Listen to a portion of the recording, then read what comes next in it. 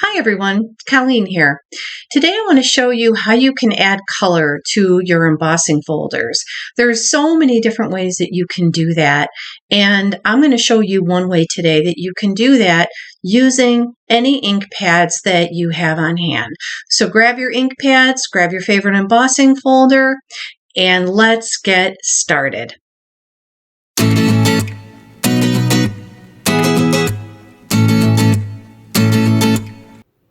So here I am using Altenew's new embossing folders.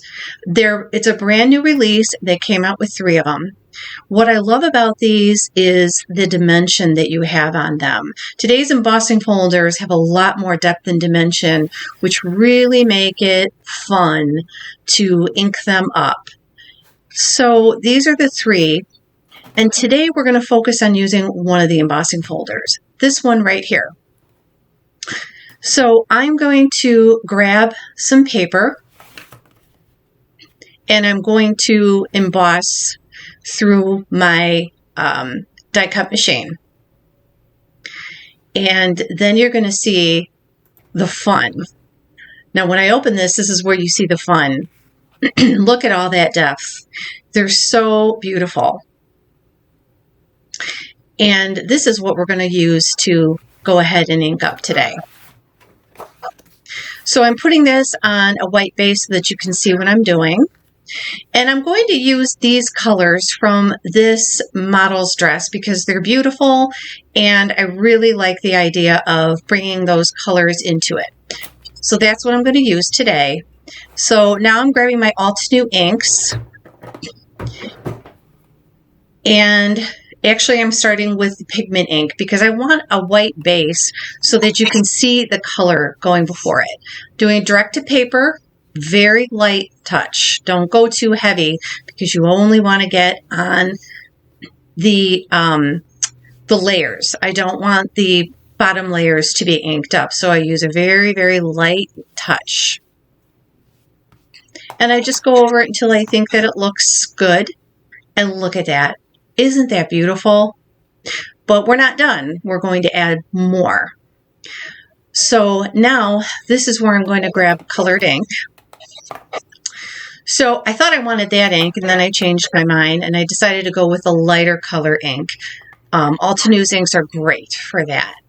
They have several colors that you can use and you can build your colors slowly, which is what I'm doing here with the lightest color, just going lightly, very gentle touch over the white ink. You'll still see the white pigment ink, but now you're starting to see a little bit of color showing up on there too. And we're going to slowly build on that color, doing direct to paper inking. Now I'm going to grab something a little bit darker, bringing the camera in a little closer so you can see it. And I'm actually pulling out a pink because if you remember looking at the model's dress, she had some pink in her flowers on her dress. By the way, I want that dress. Just saying. So I'm adding some pink on here and you can start to see the color show up around the white pigment ink. And so next I'm going to pull out an orange ink, a deeper orange, because I saw orange on the flowers as well. And I really like the depth that I'm starting to get here. Isn't that beautiful? But I want to go back a little bit and add a little bit more of the lighter ink in the background so that it just flows a little bit better and it's not so drastic.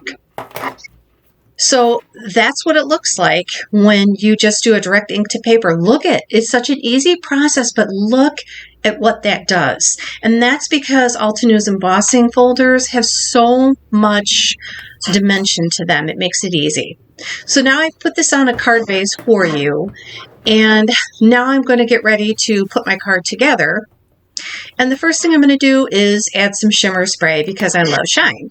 So just a couple quick flicks of the shimmer spray to add some shine to the background. And then it's time to add my sentiment. So I'm going to do a little bit of a creative thing here.